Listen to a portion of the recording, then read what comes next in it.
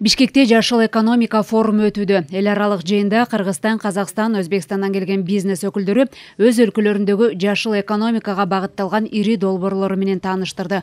Борбор Азия аймагында туруктуу өнүктүрүү үчүн жашыл энергетика, жашыл транспорт, туруктуу каржылоо жана туруктуу өнүгүү үчүн билим берүү сыяктуу артыкчылыктуу багыттары бар.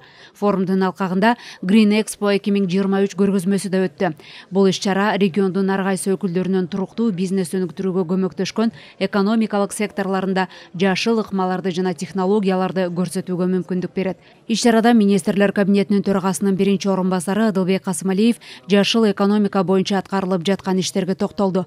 Дүйнөлүк алкактан алып караганда өлкөнүн экологияга тийгизген таасири 0,3% болгону менен 2050 жылга чейинки стратегиялык пландардын негизинде бир топ долбоорлор ишке ашат. Климатты бузуп жаткан транспорт, өндүрүш жана калдыктар дүйнөлүк деңгээлдеги чоң көйгөйгө айланды.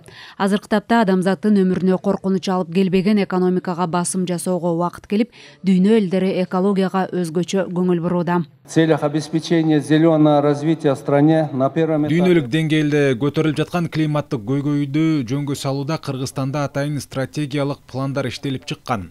2026 жылга чейин экологиянын бузулушундагы зыяндуулуктарды азайтуу, 2050 жылга чейин көмүртекти азайтып, таза дем алууда жана адамзаттын жашоосунда кычкылтекти 44%га жеткирүү аракеттери бар.